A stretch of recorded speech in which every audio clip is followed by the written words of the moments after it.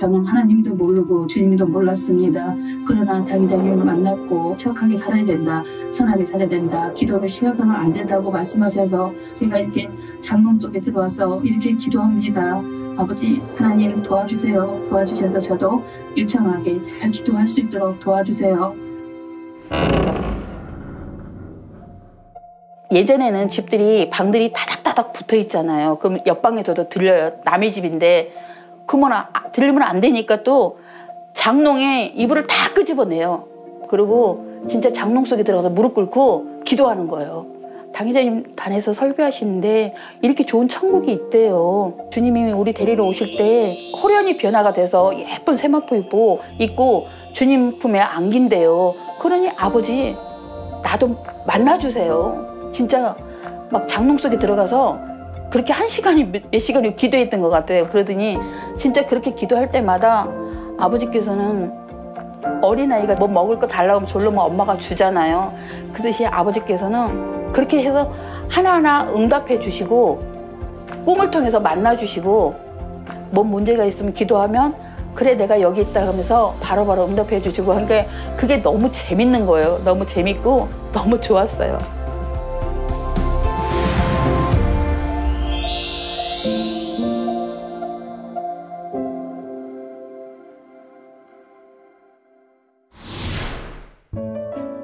(85년도) 겨울에 이제 당회장님께서 개척하셨던 25평짜리 거기에 이제 기도원이었거든요. 근데 그때 원장님께서 은사 집회를 하고 계셔서 어머니를 모시고 이제 만민교회에 처음 발을 디뎠던 순간이에요. 기도회를 시작하시는데 어머 이제 찬양을 부르시는데 그 찬양을 부르는 순간 나도 모르게 그렇게 막 눈물이 나는 거예요. 그래서 뭐지 그러면서 진짜 주체를 할 수가 없더라고요. 그러면서 그 자리에서 그냥 성령을 받고 방언은사도 받고 그렇게 하면서 이제 답심리에서 이제 처음 신앙생활을 시작한 거죠. 그래서 이제 신대방동이 어디인지도 몰랐던 초신자 시절. 만민 안에서 체험해 나가는 신앙생활의 즐거움으로 더욱더 신앙의 불을 붙이기 시작했습니다. 다른 분들을 전도해 놓고 저는 이제 정릉으로 이사를 왔어요.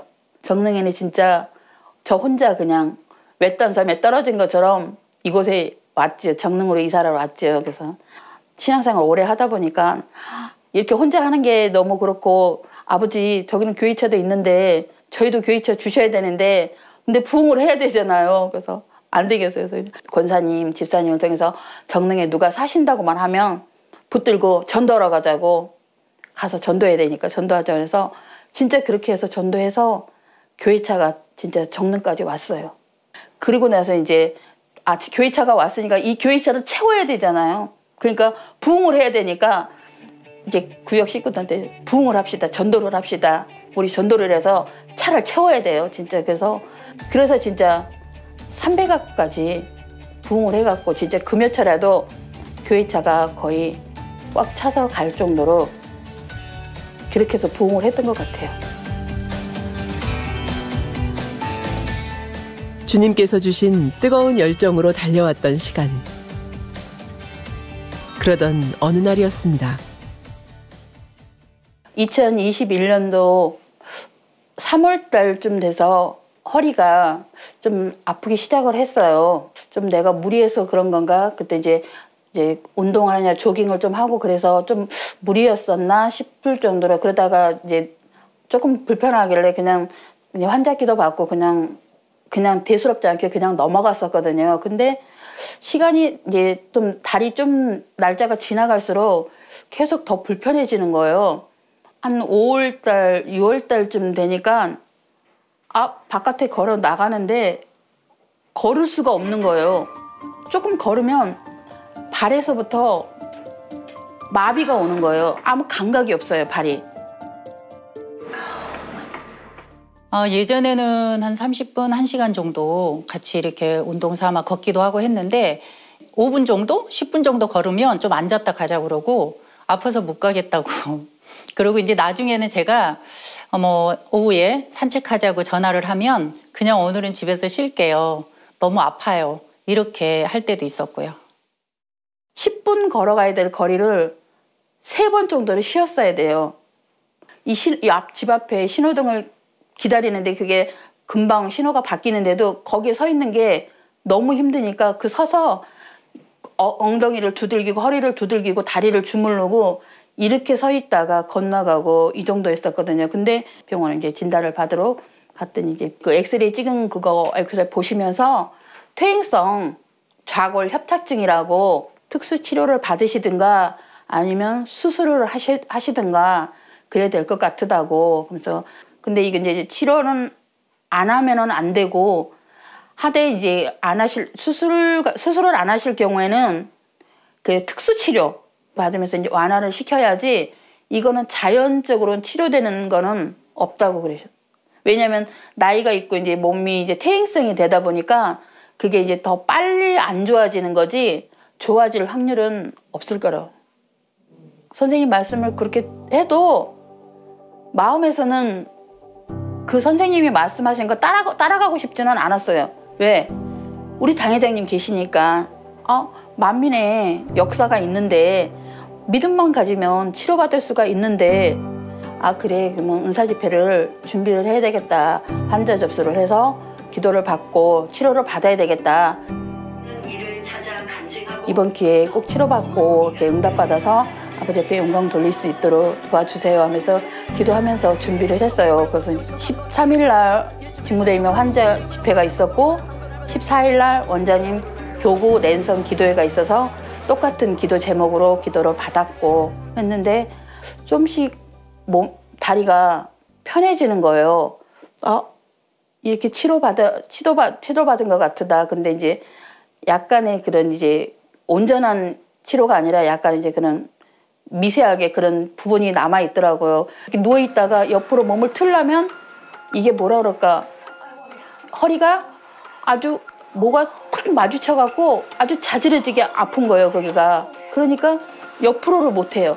이게 살살 아주 천천히 옆으로 움직이고 옆으로 돌리고 이랬어야 됐거든요. 근데 이제 은사집회 끝났는데도 약간 그거는 남아있더라고요. 그래서 GCM 이제 방송을 보면 이제 은사집회, 대행님의 은사집회를 통해서 더 심하신 분도 치료받아서 이렇게 영광을 돌리는데 내가 응답받기에 좀 부족한 내가 돌아봐야 될 부분이 더 있지 않을까. 그러면서 뭐지 하면서 그러니까 이제 계속 그걸 놓고 공부하고 기도를 하게 되고 계속 그렇게 기도를 하는데 떠올려 주시는 게 하나가 있더라고요. 예전에 당회장님의 권능으로 내가 이렇게 치료를 받았는데 그거를 잊어버리고 아버지 앞에 감사를 못했구나.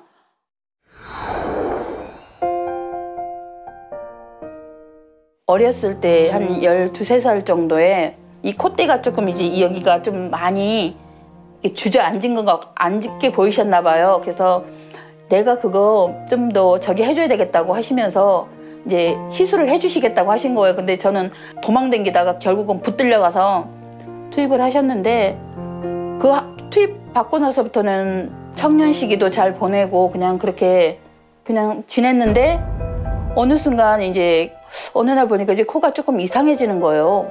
파랗게 멍이 든 것처럼 이렇게 죽어가는 걸 느끼겠더라고요. 그래서 그렇게 시간이 계속 가는데 다 맞히게 하는 구슬 같은 고만한 크기의 그런 혹이 생기는 거예요. 그래서 안 되겠다. 왜 이러는지 내가 병원에 가봐야 되겠다.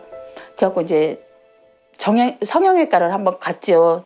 검사 결과를 말씀해 주시느라고 하는데 손을 못 댄다고.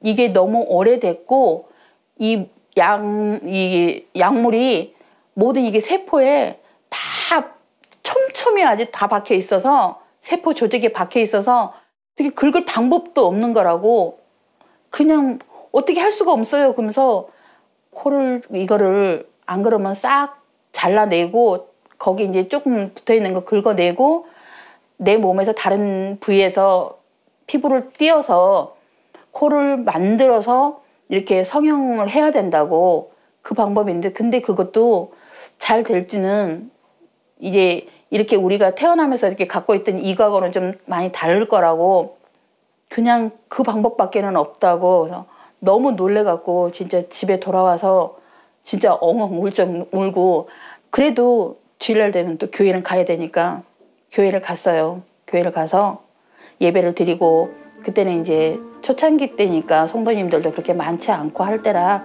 저녁에 이제 저녁 예배 끝나고 나면 당회장님께서 밑에 내려오셔서 성도님들 한 분 한 분을 다 배웅을 해주셨어요.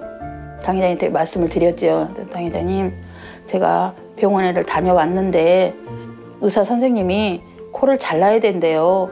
그랬더니 당회장님이 들으시더니 사람이 코가 없이 어떻게 살아요? 그러시는 거예요. 그래서 제가 당회장님, 그러면 하나님께서는 이것도 치료해 주시냐고, 이것도 치료 받을 수 있겠냐고 당회장님 그랬더니 당회장님께서 쳐다보시면서 웃으시더라고요. 그래서 믿음만 있으면, 영적인 믿음만 있으면 아니 될 게 없다고, 하나님 그것보다 더 심한 것도 해주신다고, 열심히 신앙생활하고 열심히 말씀대로 살고 행하면 된다고 그렇게 말씀해 주시는데 진짜 그 말씀 들을 때 믿음이라는 게 생기더라고요. 진짜 그러면 되겠다 하면서 환자 기도해 주실 때 진짜 정성을 다해서 코에다 진짜 손대고 기도를 받았어요. 그리고 이제 시간이 조금씩 지나고 나니까 코에 이제 그 몽골이가 있던 게 작아진다는 게 느껴지더라고요.